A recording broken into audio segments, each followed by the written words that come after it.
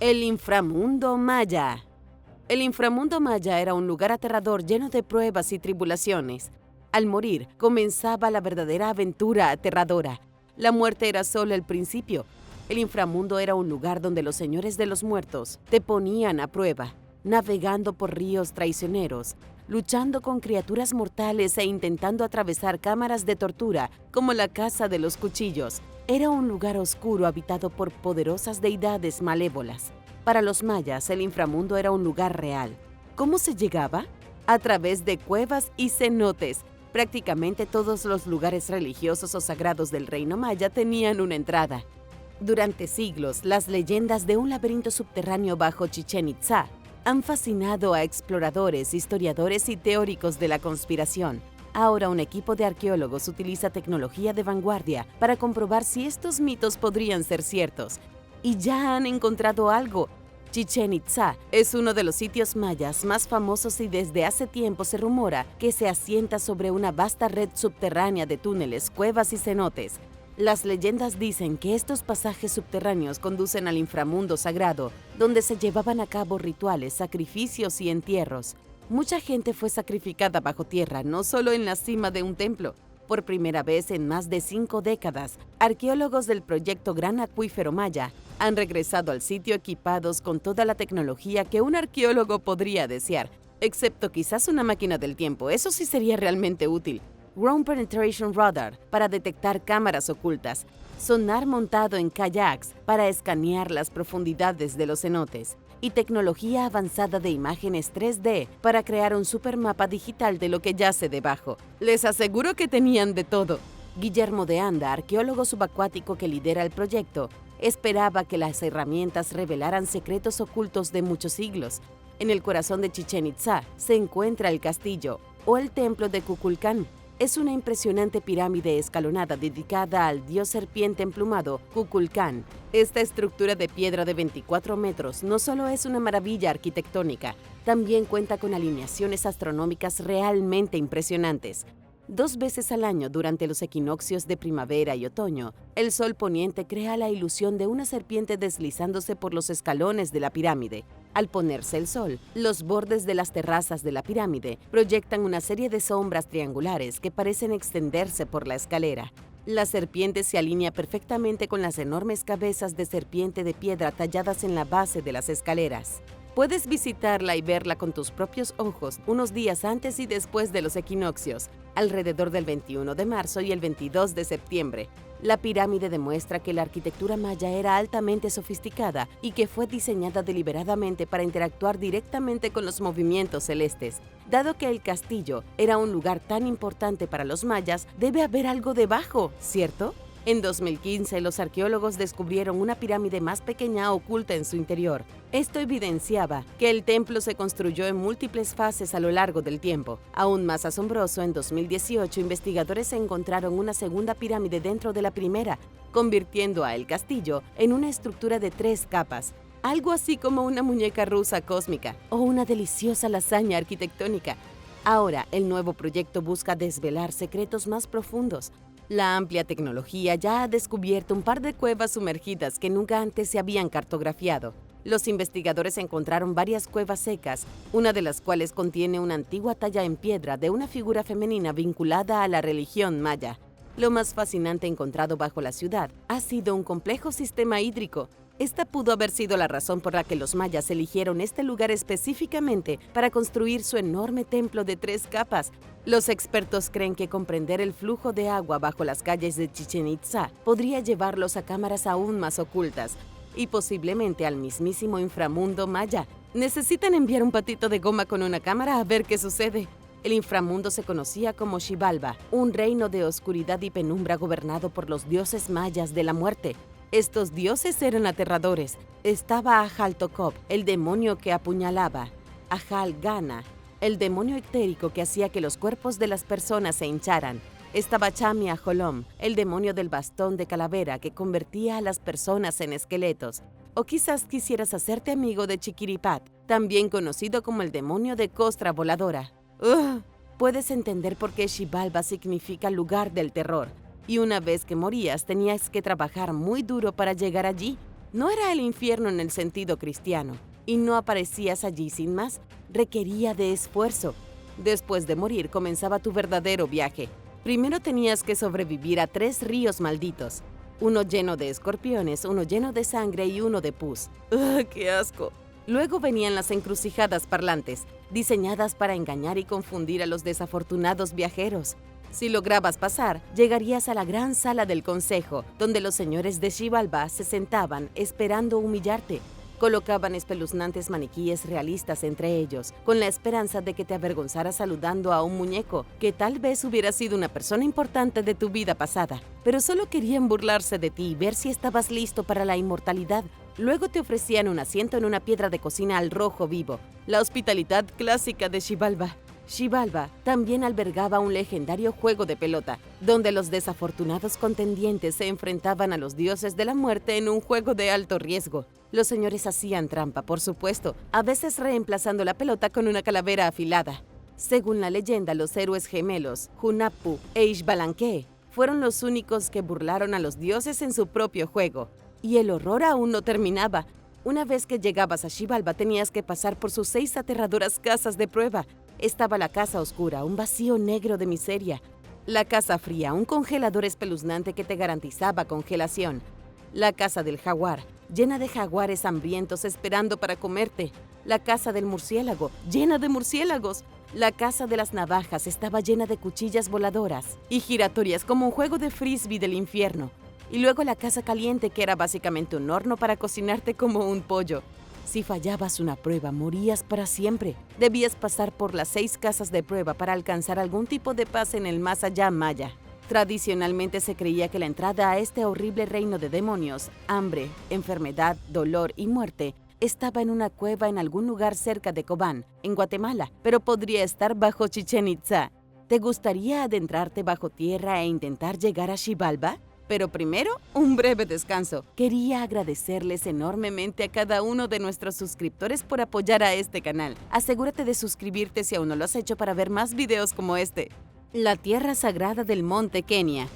Imagina un trono de hielo tan majestuoso que podría poner celoso a Elsa. Por ejemplo, el trono helado de los dioses se encuentra en lo alto de las nubes, en el legendario monte Kenia en África. La montaña es un gigante nevado que se eleva 5.200 metros hacia el cielo, dominando todo como un rey helado. Esto no es Narnia, es la vida real. El monte Kenia es la segunda montaña más alta de África, un reconocimiento al Kilimanjaro por ocupar el primer lugar. Es un antiguo volcán con picos escarpados, extensos glaciares y densos bosques. Durante siglos la gente ha contemplado esta maravilla helada con absoluto asombro. Pero para quienes viven bajo sus laderas, la montaña es mucho más que un bonito telón de fondo. Es sagrada, poderosa y está profundamente arraigada en su cultura. Para el pueblo Kikuyu, que se asentó al pie de la montaña en el siglo XVI, el monte Kenia es conocido como Kirinyaga, la montaña del brillo. También es el legendario hogar de su dios, Negai. Quizás recuerdes el pueblo Kikuyu de la película Memorias de África con Meryl Streep y Robert Redford. Si no la has visto, ¿qué haces aquí? Ve a verla y luego vuelves. Pero volvamos al dios Negai, que no solo se relaja allí arriba disfrutando de las vistas. Según la leyenda de Kikuyu, cuando el fundador de la tribu, Gikuyu, llegó por primera vez a la montaña, Negai lo llevó a la cima. Allí el dios de la montaña permitió que el fundador de la tribu contemplara las ricas tierras que se extendían a sus pies. Honestamente era como una escena del Rey León. Negai le dijo a Gikuyu, todo esto que ves es tuyo. De acuerdo, Mufasa. Pero había una condición. Negai le dijo a Gikuyu que si alguna vez necesitaba ayuda debía hacer un sacrificio y alzar las manos hacia la montaña. Solo entonces llegaría la ayuda divina.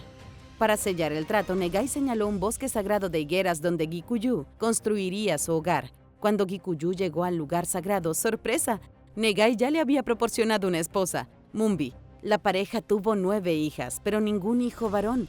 En una sociedad patriarcal, esto fue un pequeño contratiempo, así que Gikuyu hizo lo que cualquier líder sabio haría. Rezó a Kirinyaga, el monte Kenia. Y he aquí que Negai le concedió 9 yernos para que el linaje Gikuyu pudiera continuar. Así, amigos míos, nació uno de los grupos étnicos más grandes de Kenia, al menos según la leyenda. ¿Y a quién no le gusta una buena historia de origen? Si bien el mito es bonito con algunas reminiscencias de Adán y Eva, la realidad de los Kikuyu es un poco más trágica. Durante siglos, los Kikuyu prosperaron como agricultores viviendo de la tierra fértil a los pies del monte Kenia. Pero entonces, adivinen quiénes aparecieron. Los dichosos británicos a finales del siglo XIX, y estaban ansiosos por colonizar. Se adueñaron de cualquier tierra que quisieran y lo llamaron África Oriental Británica, porque ¿a quién le importa lo que quiera la gente local, cierto? Los británicos reclamaron Kenia como protectorado en 1895 y no perdieron tiempo en arrebatar tierras Kikuyu para la agricultura. Los Kikuyu, antes autosuficientes, se encontraron repentinamente desplazados, sin tierras y luchando por mantener su estilo de vida tradicional. Como si las cosas no pudieran empeorar, llegaron los misioneros deseosos de convertirlos al cristianismo. Mezclar el colonialismo británico con la conversión religiosa forzada no era precisamente una receta para la armonía cultural, pero los Kikuyu no estaban dispuestos a aceptarlo de brazos cruzados. Tras haber sufrido lo peor bajo el dominio británico, lideraron la lucha por la independencia de Kenia. En 1963, tras años de lucha, Kenia finalmente se independizó, y muchos Kikuyu pudieron reclamar las tierras que habían perdido. Fue una gran victoria, pero no sin repercusiones duraderas. Hoy en día, más del 70% de los Kikuyu se identifican como cristianos. Sin embargo, muchos aún se aferran a sus antiguas tradiciones. En tiempos de crisis, como en las sequías, los Kikuyu aún se dirigen a Kirinyaga, ofreciendo oraciones y ceremonias a Negai, tal como lo hicieron sus antepasados. ¿Te gustaría escalar el monte Kenia y vivir la leyenda? ¿O ya lo has hecho? Cuéntame en los comentarios. La colina de las hadas de Irlanda. ¿Creen en las hadas? En lo profundo de las colinas cubiertas de niebla del condado de Galway se encuentra la colina Nokma, un lugar lleno de secretos, sombras y leyendas. Esta no es una colina cualquiera. Se dice que es el lugar de descanso final del rey Finbarr, el mayor gobernante del pueblo de las hadas de Irlanda. Dicen que si recorres los sinuosos senderos de Nokma y prestas mucha atención a lo invisible, una brisa cálida significa que un hada amigable está cerca, mientras que un escalofrío repentino te advierte que un espíritu hostil te ha abandonado. Si no crees en las hadas, quizás lo hagas después de visitar la colina Nokma. En los años previos a la Gran Hambruna, también conocida como la Gran Hambruna Irlandesa del siglo XIX, los habitantes de la colina Nokma afirmaron haber visto algo maravilloso y aterrador a la vez. Vieron a cientos de hadas enfrentándose en batallas sobre los altos túmulos, mientras su guerra se extendía por los cielos y avanzaba hacia Galway. Quienes presenciaron el espeluznante espectáculo sabían que solo podía significar una cosa: grandes penurias se avecinaban en Irlanda. Cuando la hambruna azotó poco después, no se sorprendieron. Pero no nos dejemos llevar por ese camino sombrío. Echemos un vistazo a los 3 antiguos túmulos que se alzan en la cima de la colina Nokma. 3 túmulos, 3 leyendas. Dice que uno de los túmulos marca el lugar donde aún se alza bajo tierra el gran palacio del rey Finbarr, en algún lugar de una profunda caverna donde gobierna su corte. Se dice que otro túmulo es la tumba de la reina Maeve de Connacht, la reina guerrera que luchó contra un famoso héroe llamado Cuchulainn. Estas batallas forman parte de una historia irlandesa muy antigua y famosa llamada Táin Bó Cúailnge. Lo siento, irlandeses, por no pronunciar bien estos nombres. El tercero, Karen Kesera, está vinculado a Keser, la primera mujer que pisó Irlanda. Si aún no conoces la historia de Keser, es muy buena. Su historia es una historia de tragedia y destino. Según la leyenda, era la nieta de Noé. Sí, ese Noé. Cuando le negaron un lugar en el arca, buscó la guía de un ídolo.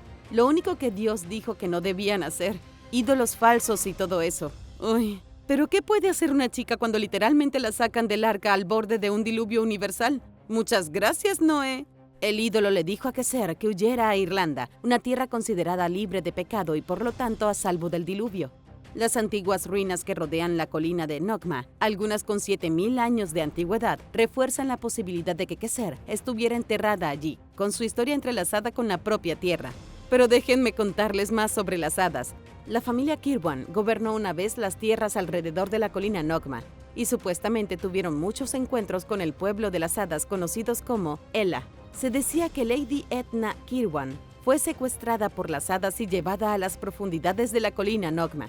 Su desesperado esposo tuvo que excavar en el centro mismo del montículo para salvarla. Pero incluso después de su rescate permaneció en un sueño encantado durante 1 año y 1 día, hasta que finalmente le quitó el cinturón mágico que le había colocado el mismísimo Finbarr, rey de las hadas. El agujero que cavó aún existe en la colina, así que si ves un agujero cualquiera ya conoces la historia. Y probablemente deberías tener cuidado ya que estás en el país de las hadas. Algunos dicen que Nogma también es un portal al otro mundo. Se rumora que hay túneles, fortalezas y pasadizos subterráneos que conducen a reinos invisibles para los mortales. Podrían dejarte con mariposas y arcoíris, o podrían dejarte con algo un poco más espeluznante. Después de todo, las hadas pueden ser ambas cosas. Existe una antigua creencia de que quienes mueren de tuberculosis, lo que antes se conocía como tisis, no se han ido del todo. En cambio, sus almas son tomadas por las hadas mientras un cambiante ocupa su lugar. Algunos dicen que la persona real está vivita y coleando en la colina Nogma, bailando y festejando entre los Ela. Si alguna vez te encuentras vagando por Nogma, en una noche brumosa, ten cuidado donde pisas. Puede que no estés caminando solo. La versión griega del Edén. Manzanas de oro, listo. Diosas ninfas, listo. Un lugar que ha sido un misterio durante siglos, vuelve a estarlo. En el resplandor crepuscular del cielo occidental, donde el sol se funde en el horizonte, existe una tierra de belleza inmortal y leyenda susurrada. Este lugar se llama Jardín de las Hespérides. Es un reino encantado lleno de manzanas de oro, cantos celestiales y sabiduría oculta. ¿Y quién cuidaba este jardín milagroso? Las Hespérides, diosas ninfas del atardecer y el oeste. Te sorprenderá saber que este jardín sagrado es un lugar real que puedes visitar ahora mismo, suponiendo que tengas pasaporte. Es uno de los pocos lugares que no se ha perdido ni destruido por el tiempo. Bueno, tal vez un poco. Las Hespérides son unas de las entidades menos conocidas de la mitología griega. Se decía que eran las hijas de Atlas, el titán que portaba los cielos sobre sus hombros, y su gigantesca esposa, Hesperis, diosa del crepúsculo occidental. Otros afirmaban que eran las hijas de los dioses primordiales del mar, vinculando sus orígenes a las profundidades de lo desconocido. Su jardín fue un regalo de Gea, la madre tierra, a Hera, esposa de Zeus. Era un regalo hermoso y viniendo de una diosa como la madre tierra, no era un huerto cualquiera.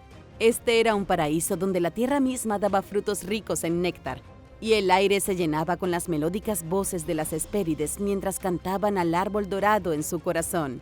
¡Ah, el árbol! En el centro del jardín de Hera había un árbol que daba manzanas doradas de inmortalidad, un tesoro divino custodiado con inquebrantable vigilancia. Si tienes un árbol que da manzanas doradas de inmortalidad, más te vale cuidarlo. Su ubicación es un poco misteriosa. Algunos afirman que se encuentra más allá de la cordillera del Atlas, en el norte de África. Otros lo sitúan cerca del lago Tritón, en Libia, o incluso en el Tartessos, en España. Algunos mitos afirman que el jardín se adentraba aún más en el océano occidental, cuando los mortales se acercaban demasiado para descubrirlo. No obstante, otros mitos afirmaban que el jardín de las Hespérides era el verdadero jardín del Edén, y que ningún mortal podría verlo jamás con sus propios ojos. Estas son ubicaciones hipotéticas, pero los expertos actuales están bastante seguros de que el jardín de las Hespérides se encuentran en Marruecos.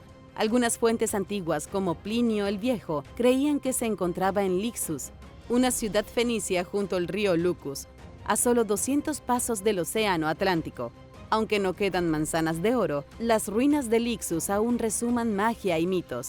Aquí en Marruecos, los visitantes pueden pasear por los restos de un teatro romano, el templo de Hércules y los antiguos canales que antaño llevaban agua a la gente sedienta. Durante la época romana, Lixus se convirtió en uno de los mayores centros mediterráneos del garum, una misteriosa salsa de pescado fermentada cuya receta sigue siendo un secreto perdido hasta el día de hoy.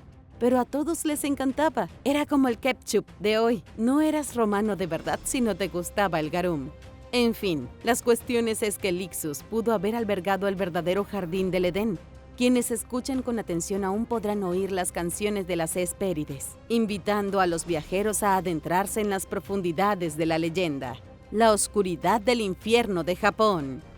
No querrás visitar el inframundo japonés de Yomi, ni lo pienses.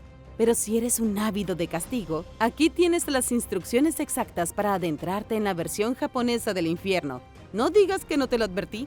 Yomi es aterrador, igual que el infierno cristiano de fuego y azufre, pero no es exactamente lo mismo. Es más existencialmente deprimente. Si fueras un alma japonesa ancestral, podrías haberte encontrado en Yomi, el inframundo de la mitología sintoísta. El lugar es como una sala de espera cósmica donde los muertos simplemente se descomponen.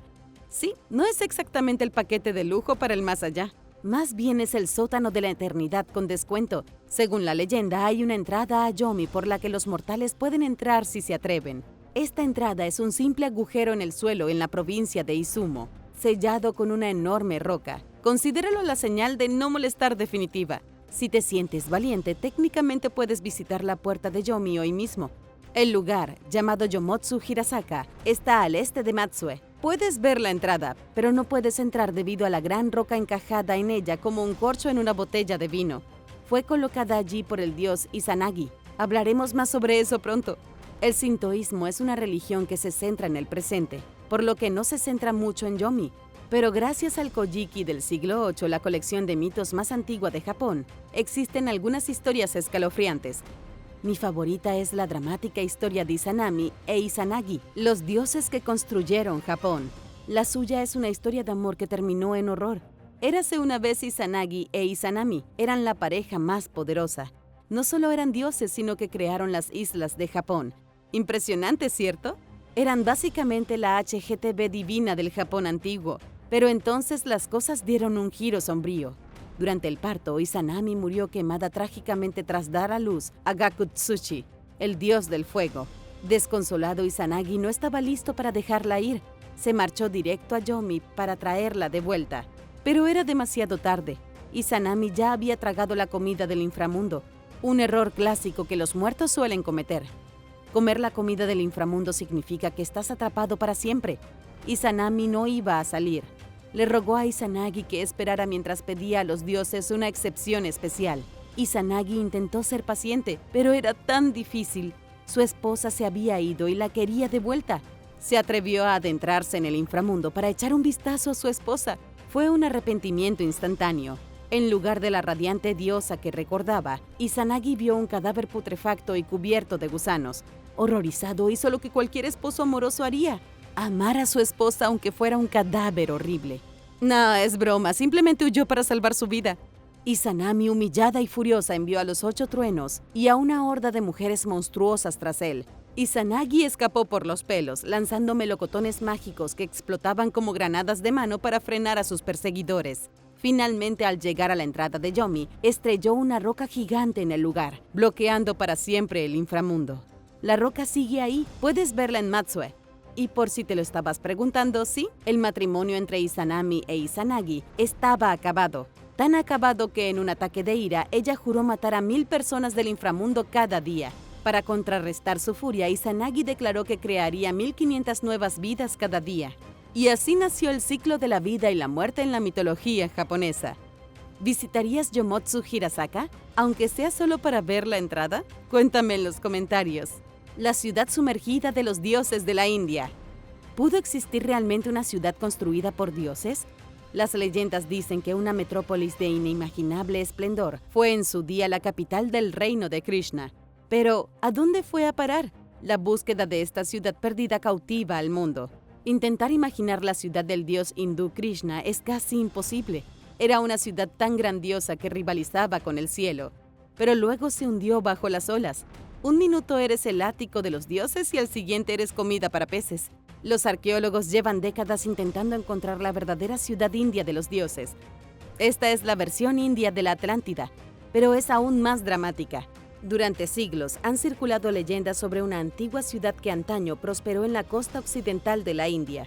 Se llamaba Dwarka, la legendaria capital del reino de Krishna, antes de que fuera sumergida por el mar Arábigo tras su muerte.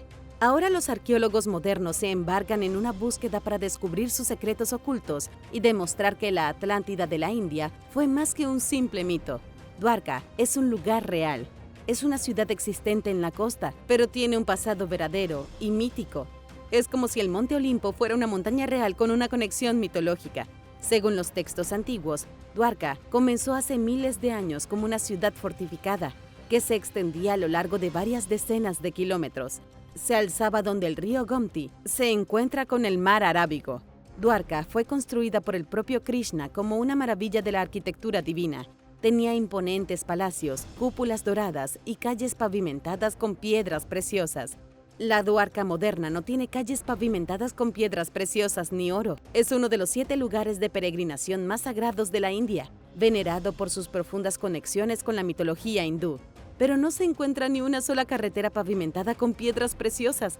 Cuenta la leyenda que tras la muerte de Krishna, el mar se alzó para reclamar la ciudad, sumergiéndola para siempre bajo las olas. Lo que antaño fue una metrópolis próspera se convirtió en un fantasma del pasado oculto bajo el lecho marino. El mito actual sostiene que la hundida Dwarka se encuentra en algún lugar frente a la costa de la moderna Dwarka, de forma similar como la antigua ciudad de Tonis Herakleion, en Egipto, que se encuentra frente a la costa de Alejandría. Es como si los urbanistas de antaño tuvieran un don para lo dramático.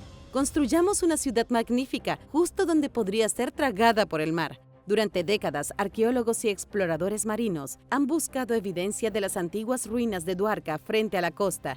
En la segunda mitad del siglo XX, buceadores descubrieron bloques de piedra, pilares y otras estructuras submarinas. Estas parecían ser la prueba de una ciudad hundida perdida.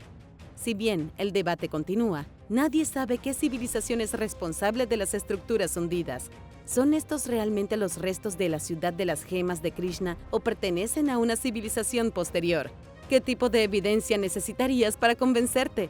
Datar los artefactos con certeza ha resultado difícil, lo que mantiene vivo el misterio. Pero ahí está lo divertido: la ciudad del pecado. Una ciudad antigua arrastrada por una bola de fuego cósmica inspiró una de las leyendas bíblicas más famosas de la historia. Es hora de visitar la ciudad del pecado del mundo antiguo. Y no hablo de Las Vegas. Comencemos con un estallido. Hace casi 3.700 años, una próspera ciudad de la Edad de Bronce en el Valle de Jordán fue borrada instantáneamente del mapa. En un instante sus imponentes edificios de adobe se derrumbaron. Su gente se vaporizó y su tierra quedó estéril durante siglos. ¡Guau! Eso sería horrible. Pero, ¿qué causó tal devastación? La ciencia reciente afirma que fue una explosión cataclísmica 1000 veces más potente que la bomba atómica de Hiroshima. Pero esto no fue una bomba nuclear antigua, al menos nadie lo ha demostrado. Los científicos creen que fue una bola de fuego caída del cielo lo que redujo la ciudad en cenizas, básicamente un castigo divino. La ciudad en cuestión se llama Tel el Hammam.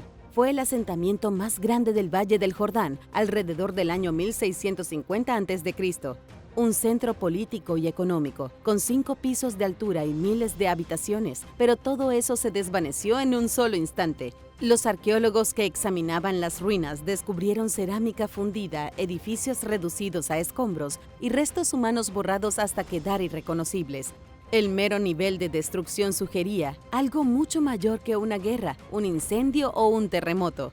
Los científicos ahora creen que la ciudad llegó a su fin cuando un meteorito o cometa entró en la atmósfera terrestre a velocidades vertiginosas, detonando una tormenta de fuego sobre la ciudad. Este fenómeno, conocido como explosión aérea, desató una ola de calor de más de 1900 grados centígrados, incendiando instantáneamente todo a su paso. Imagina el calor, la luz, la potencia de esa explosión. ¿Puedes siquiera imaginártelo? El coautor del estudio, Christopher Moore, afirmó que la ropa y la madera estallaron inmediatamente en llamas. Espadas, lanzas, ladrillos de barro y cerámica comenzaron a derretirse. Casi de inmediato, toda la ciudad ardió en llamas. En cuestión de segundos, una onda expansiva que viajaba a 1191 km por hora, siendo más rápida que el tornado más potente jamás registrado, arrasó con todo. Ni una sola persona ni un solo animal sobrevivió.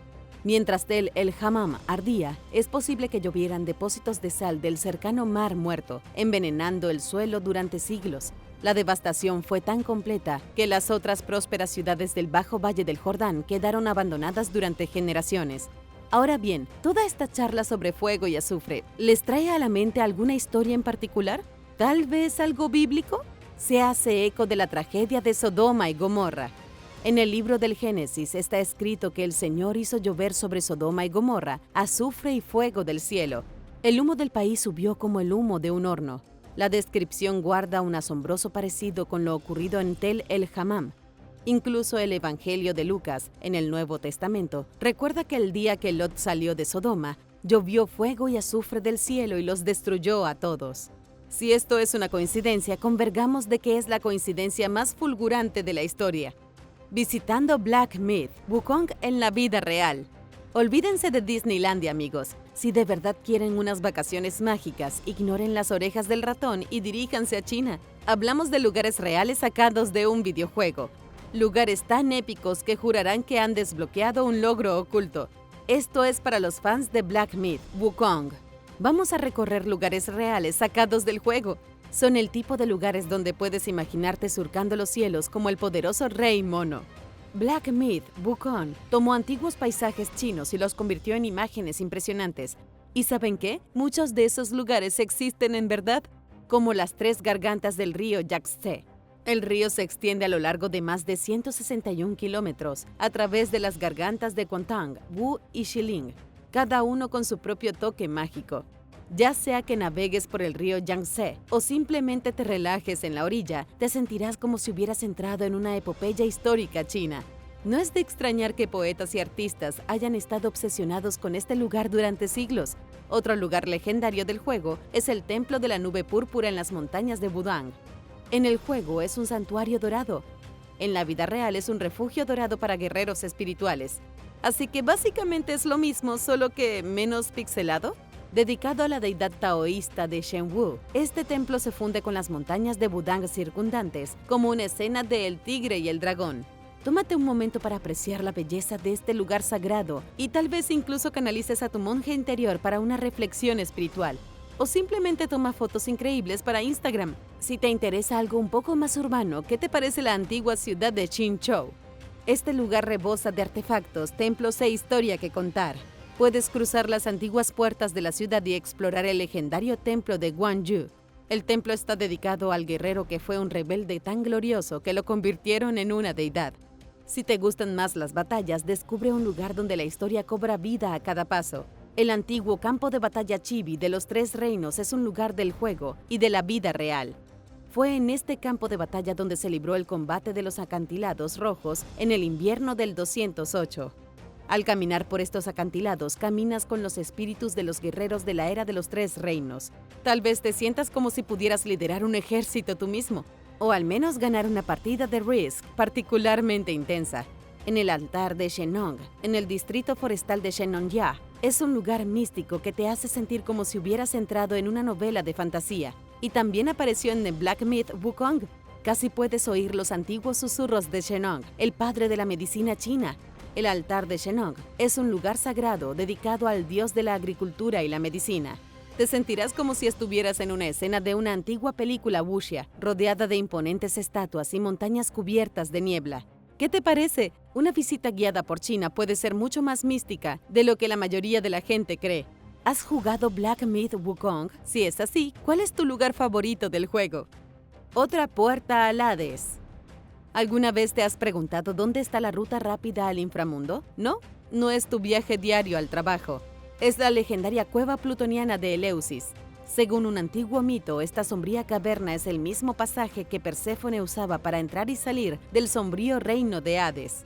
La ciudad de Eleusis se encuentra junto a la bahía de Eleusis. Ya sé, nombres súper originales, ¿verdad? La ciudad se encuentra al final de la vía sagrada, la antigua calzada que la conectaba con Atenas. Era una bulliciosa ruta espiritual donde peregrinos, filósofos y algunos fiesteros vestidos con togas se dirigían a uno de los lugares más sagrados de Grecia.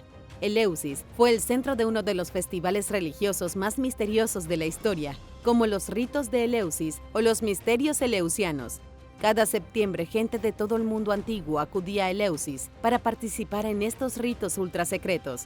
¿Qué hacían exactamente? Si te lo contara, tendría que... Bueno, en realidad no lo sé, es todavía un misterio. Los eruditos tampoco lo saben. Lo único que se sabe es que los misterios eleusianos honraban a Deméter, la diosa de la agricultura. ¿Pero qué era tan importante sobre Deméter? Para entenderlo tengo que recurrir a la mitología. Un día en la antigua Grecia, Hades, el rey del inframundo, vio a Perséfone, la hija de Deméter. En lugar de invitarla a salir como cualquier persona, optó por el secuestro express. El señor Hades, malo para las citas, excelente secuestrando gente. Hades arrastró a Perséfone a través de una caverna en Eleusis, directamente a sus sombríos dominios. A Deméter no le hizo ninguna gracia que secuestraran a su hija. Se marchó furiosa, se negó a dejar crecer los cultivos y provocó un antiguo apocalipsis. La gente se moría de hambre porque sin Deméter no había que comer. Zeus acabó negociando un acuerdo. Perséfone podía volver a la superficie, pero solo la mitad del año. La otra mitad estaba atrapada en el inframundo. El clásico Zeus, siempre entrometiéndose, como el padre helicóptero cósmico por excelencia. Esta leyenda explica por qué tenemos el invierno. Ahora, sobre la infame cueva plutoniana todavía se puede visitar. Encaramada en lo alto de unas escaleras de piedra cerca de la entrada norte del distrito sagrado de Eleusis, esta inquietante caverna se encuentra frente al santuario de Deméter. Tiene extrañas plantas que crecen en las grietas y oscuros pasadizos que quién sabe a dónde llevan. Solamente ten cuidado de que Hades no te secuestre. Esta es la verdadera Moana de Disney. Bienvenido al mundo de la inspiración Disney. La nueva franquicia cinematográfica Moana se basa en la rica mitología de las culturas polinesia y maorí, y varios de sus personajes, temas y elementos están inspirados en leyendas reales. ¿Sabes qué significa el nombre Moana? Proviene de los idiomas maorí y hawaiano, que significa océano. Tiene sentido dada su fuerte conexión con el mar en la película. La historia de Moana, como una joven líder decidida, refleja las cualidades admiradas en las culturas polinesia y maorí. Celebraban la valentía y la perseverancia frente a la adversidad. Maui, el personaje con la voz de Dwayne Johnson, está basado en una figura legendaria de la mitología maorí. En la película Maui, es retratado como un semidios tramposo que realiza hazañas como sacar islas del mar y atrapar el sol con un lazo. En la mitología tradicional, el anzuelo de Maui es un símbolo clave de su poder, y se cree que lo usó para sacar a la superficie las islas del Pacífico, incluyendo la isla norte de Nueva Zelanda. Este hombre extrajo islas de las profundidades del océano. Los Kakamora de la película son pequeñas criaturas parecidas a cocos que actúan como antagonistas. En la tradición del Pacífico, los Kakamora son seres míticos que viven en los bosques y cuevas. Se les considera traviesos guardianes de la naturaleza, como los gnomos polinesios. La conexión legendaria más emocionante sin duda es la de Moana con Te Kā. La batalla elemental entre ambos refleja uno de los mitos hawaianos favoritos. Moana representa el agua, mientras que Te Kā representa el fuego. Su lucha representa el eterno choque entre el fuego y el agua en el mundo natural. Un tema que resuena en muchas historias polinesias y maoríes. Como pueden ver, la mayoría de sus personajes favoritos de Moana están como mínimo inspirados en leyendas reales. El caballero alienígena de Notre Dame. En 2019 se desató un incendio en la Catedral de Notre Dame en París, que devastó la estructura de 850 años, pero lo que comenzó como una tragedia arrojó resultados inesperados. Cuando los expertos comenzaron a preparar el sitio para la restauración, se encontraron con un par de sarcófagos antiguos. El contenido de los antiguos ataúdes fue impactante. Arqueólogos del Instituto Nacional de Investigaciones Arqueológicas Preventivas dijeron que uno de los ataúdes contenía el cuerpo de un caballero, solo que este no era un caballero ordinario, tenía huesos pélvicos desgastados, lo que sugiere que montaba mucho a caballo, pero también tenía una cabeza alargada, que lo había hecho parecer un extraterrestre en vida. Este extraño descubrimiento está cambiando la forma en que vemos a Notre Dame, y de hecho la era medieval. El caballero que fue enterrado aquí recibió el sobrenombre de Le Cavalier, como se detalla en su sarcófago, pero no sabemos cuál era su verdadero nombre. Los investigadores dicen que probablemente fue deformado intencionalmente cuando era un bebé. Quien quiera que haya criado al niño lo obligó a usar un tocado especial que aplastó su cráneo, dándole una forma poco natural a medida que crecía. Luego, alrededor de los 30 años, el caballero murió. Es que falleciera debido a una enfermedad crónica que le hizo perder todos sus dientes. Habría sido enterrado bajo Notre Dame a finales del siglo XVI. Es un descubrimiento confuso porque nadie sabía que había caballeros con cabezas deformadas y extraterrestres deambulando por Francia durante ese tiempo. Ha abierto una puerta de misterio que los científicos están desesperados por resolver. ¿Te sorprende escuchar que hubo una deformación craneal en Francia en el Medio Oriente? Házmelo saber en los comentarios. Número 9. Secretos de la escritura jeroglífica. Uno de los mayores descubrimientos que jamás hayan hecho los arqueólogos fue cómo leer la escritura jeroglífica. Fue una gran revolución en toda la comunidad científica, que cambió nuestra capacidad para comprender la historia antigua. Todo comenzó en 1814, cuando el científico británico Thomas Young comenzó a estudiar la piedra de Rosetta. Ya sabes, esa piedra que fue descubierta por Napoleón en 1799. La piedra de Rosetta cambió el mundo. La piedra de Rosetta fue inscrita con un mensaje de los sacerdotes egipcios en 1096 a.C., con escritura jeroglifa escrita al lado del copto y luego del griego. La escritura lado a lado permitió a François Champollion descifrar el idioma por primera vez entre 1822 y 1824. Esto realmente fue un descubrimiento que cambió la historia, pero hay muchas cosas que la gente no entiende sobre la escritura jeroglífica. Por ejemplo, no solo era un montón de imágenes con significados especiales, esto es lo que inicialmente confundió a los expertos que intentaban descifrar el idioma. Los símbolos aparecen imágenes de personas, objetos y animales, pero no en ese caso. Los jeroglíficos son un lenguaje fonético en el que cada símbolo representa un sonido. Es como si A o B representaran cierto sonido en el alfabeto inglés, pero con los jeroglíficos las letras son imágenes.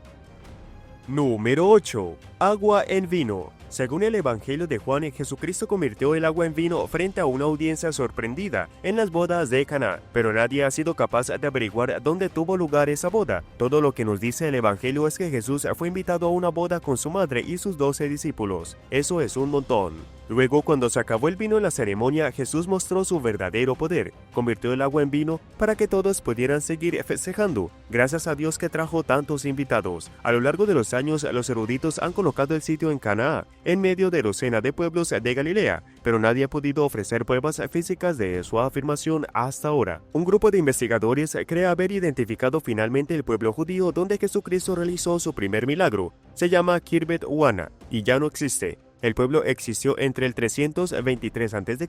y el 324 después de Cristo. En sus escombros en ruinas, los expertos descubrieron pistas que, según dicen, coinciden con la descripción de Jesús y su milagro. Encontraron una gran red de túneles subterráneos utilizados para adorar a Cristo. También encontraron un complejo de cuevas de veneración. Este era un santuario subterráneo donde los peregrinos cristianos venían a venerar el milagro de convertir el agua en vino. El complejo fue utilizado hace 1500 años, justo hasta la cruzada en el siglo XII. Desafortunadamente, todavía no hay ninguna forma posible de confirmar si Jesucristo realmente realizó este milagro. Sigue siendo solo una historia escrita en un libro. Sin embargo, Kirbet Uana parece ser el lugar más probable para el sitio de Caná.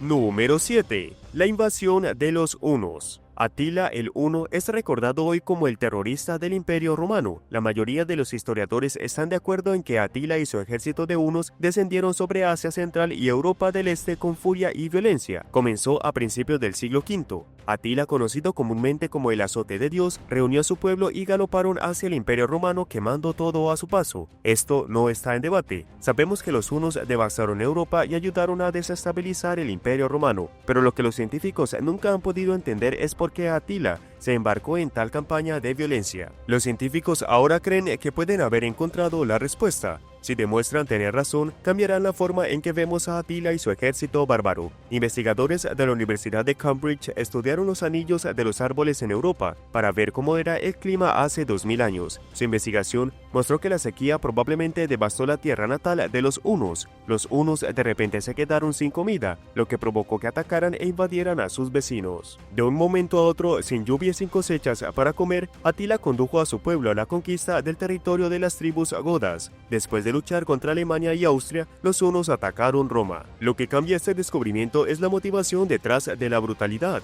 Ya no podemos considerar a Atila el Huno como el belicista sanguinario. Era solo un líder de hombres que intentaba salvar a su pueblo hambriento por cualquier medio necesario. ¿Estás de acuerdo con esta teoría? Házmelo saber en los comentarios.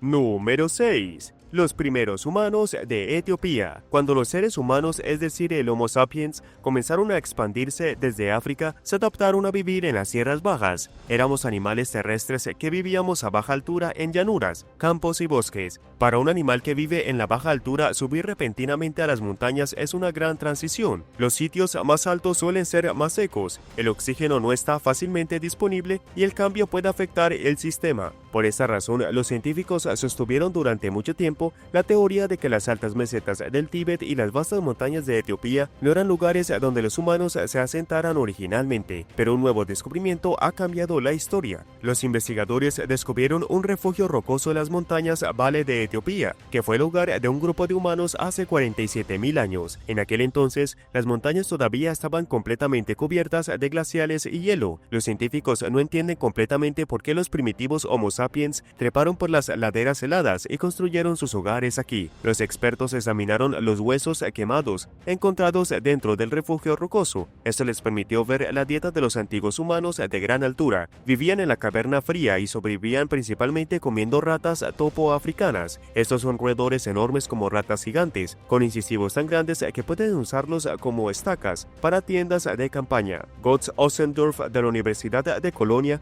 dice que fueron las ratas las que ayudaron a hacer posible la vida en la altura. Eran fáciles de atrapar, daban un valor nutricional significativo y por lo tanto los humanos pudieron acostumbrarse lentamente a vivir en las montañas. ¿Te comerías una rata gigante para sobrevivir? Déjame saber en los comentarios. Pero primero es hora de agradecer. Gracias a todos nuestros suscriptores por ver el video y apoyar a Lo Puedes Creer. Si eres nuevo por aquí, asegúrate de suscribirte y unirte a la familia. Nos encantaría tenerte.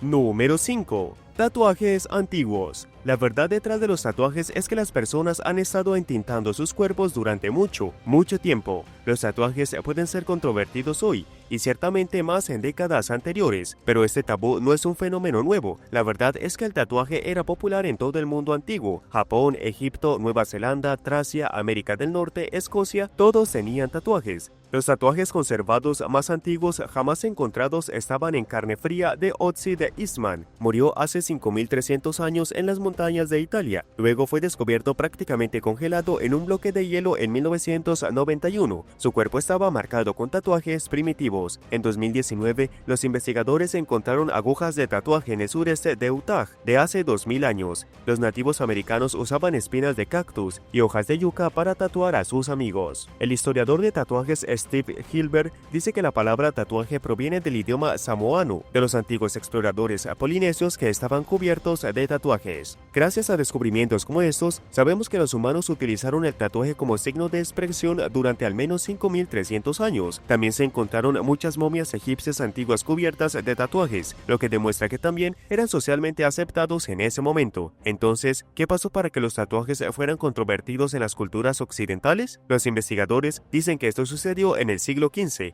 Los colonizadores europeos no estaban tan interesados en los tatuajes como muchas de las personas que estaban colonizando. Luego los europeos usaron los tatuajes como una forma de trazar una línea entre los europeos sofisticados y aquellos que consideraban incivilizados. ¿Qué opinas de los tatuajes? Házmelo saber en los comentarios. Número 4. Joyas españolas. En 1656, un barco se hundió mientras navegaba de La Habana a España, con una cantidad absurda de tesoros de las Américas. El barco se llama Nuestra Señora de las Maravillas y pertenecía al rey de España. Era un galeón español y parte de una flota más grande que navegaba por las Bahamas con un cargamento de oro, plata y gemas invaluables. La totalidad del tesoro iba a ser arrojado sobre el regazo del rey Felipe IV, pero lamentablemente para el codicioso rey, el barco nunca llegó. Se topó con otro barco de la flota y se hundió, matando a unas 605 personas. El tesoro se hundió hasta el fondo del océano. La ubicación exacta del naufragio nunca se perdió realmente, ya ha sido rescatado por innumerables expediciones, pero un nuevo grupo dirigido por arqueólogos marinos con Helen Exploration fue en busca del tesoro por ellos mismos. Encontraron joyas españolas de valor incalculable, esparcidas por el fondo del océano. Recuperaron una cadena de oro de 1.86 metros de largo. Incluso encontraron un colgante de oro con la cruz de Santiago, enmarcada con una docena de esmeraldas verdes. Habían tantos tesoros que si los vendieras en el mercado negro, toda la tripulación podría retirarse. La verdadera maravilla es que queda algún tesoro. El fundador de Helen Exploration, Carl Helen, dice que el galeón ya fue rescatado por expediciones españolas, francesas, holandesas e inglesas en los siglos XVII y XVIII. También fue saqueado por cazadores de tesoros codiciosos en la década de 1990. Es un milagro que los arqueólogos hayan encontrado algún tesoro. Número 3. Los rollos del Mar Muerto. En 1946 y 1947, nadie está seguro de la fecha exacta. Un grupo de adolescentes que pastoreaban cabras cerca del antiguo asentamiento de Qumran hizo un descubrimiento que cambió la historia. En la orilla del Mar Muerto, uno de los pastores arrojó una piedra a una cueva al costado de un acantilado. Luego vino el sonido agudo de la arcilla rompiéndose. Los jóvenes subieron a la caverna y encontraron una gran variedad de tinajas de arcilla, la mayoría de las cuales contenían rollos de papiro o cuero. Este fue el comienzo del descubrimiento de los rollos rollos del Mar Muerto. Durante los años siguientes, los cazadores de tesoros y arqueólogos descendieron sobre Israel como una plaga. Decenas de miles de fragmentos de pergaminos fueron tomados de aproximadamente 10 cavernas cercanas, completando un total de 900 manuscritos religiosos perdidos. Muchos de estos manuscritos fueron escritos hace 2000 años. Esto fue impactante, porque hasta el descubrimiento los manuscritos más antiguos de la Biblia hebrea databan del siglo X. Sin embargo, los rollos del Mar Muerto incluían 225 libros bíblicos de 1200 años antes. Es difícil expresar con palabras cuán significativo fue este descubrimiento. Casi la totalidad de la Biblia hebrea se encontró representada en los rollos del Mar Muerto. También incluían una guía de tesoros escondidos y textos bíblicos prohibidos, por ejemplo la historia de Enoc y los Nefilim que una vez caminaron sobre la tierra. Número 2. La tumba de Salomé. Los investigadores han descubierto algunas cosas interesantes en la tumba de Salomé, el supuesto lugar de entierro de una mujer que ayudó durante el nacimiento de Jesucristo. La tumba fue descubierta por primera vez por ladrones de tumbas al oeste de Jerusalén en la década de 1980. Fue una de las únicas veces que los saqueadores ilegales hicieron un descubrimiento que cambiaría la historia. Excavaciones posteriores revelaron la cámara funeraria judía que data de los días de Roma. La cámara funeraria se convirtió luego en una capilla cristiana y continuó atrayendo a fieles incluso en los primeros días del periodo islámico. Pero entonces la tumba se perdió. La inscripción encontrada dentro de la tumba llevó a los investigadores a creer que estaba dedicada a Salomé. Ella desempeñó el papel de partera en el nacimiento de Jesucristo según el Evangelio de Santiago, pero la única evidencia de que esta era su tumba llegó en la forma de algunas inscripciones que mencionan su nombre. Los investigadores dicen que fue el culto de Salomé quien santificó el sitio en su honor, en algún momento en el siglo V. El descubrimiento más reciente no es en absoluto lo que cabría esperar. Los investigadores encontraron restos de tiendas cerca de la tumba que vendían lámparas de arcilla. Estas tiendas estaban dirigidas a peregrinos que venían de todo el mundo para ver la tumba de la partera de Jesús. Las tiendas funcionaron hasta el siglo IX, ganando mucho dinero con los turistas visitantes. Muy seguramente te hace preguntarte si la tumba realmente perteneció a Salomé o si solo fue un truco para vender lámparas de arcilla a los turistas. Esto podría haber sido una antigua trampa para los turistas. Número 1. Barcos en el mar. Desde 2015, los investigadores del proyecto arqueológico marítimo que han estado buscando naufragios en el Mar Negro han descubierto no menos de 60 naufragios que abarcan la friolera de 2500 años de historia naval. Estos barcos se remontan a los periodos medieval, bizantino, romano y griego, y según los historiadores están reescribiendo todo lo que sabemos sobre el comercio antiguo y la construcción naval. El Egipto originalmente se había presupuesto a cartografiar el fondo del Mar Negro frente a la costa de Bulgaria. Inicialmente no estaban buscando barcos, sino que estaban más interesados en cosas como las fluctuaciones en el nivel del mar. El descubrimiento de barcos fue más accidental que otra cosa. En solo un año ya habían encontrado 44 vasijas antiguas. Hay tantos naufragios perdidos aquí abajo que los científicos necesitarían toda una vida para estudiarlos todos. John Adams de la Universidad de Southampton dice que la colección de naufragios del Mar Negro debe comprender uno de los mejores museos submarinos del mundo. ¿Quién quiere ir a bucear? Pero los investigadores no solo encontraron barcos, también descubrieron un pueblo perdido de la Edad del Bronce sumergido a 3.9 metros bajo el agua. Hay un tesoro arqueológico sin explorar en el fondo del Mar Negro, que los científicos ni siquiera han arañado la superficie. Gracias por ver el video. ¿Qué harías con un puñado de antiguas joyas españolas? Déjame saber en los comentarios. Y no te olvides de darle me gusta a este video. Asegúrate de suscribirte antes de irte y nos vemos la próxima vez.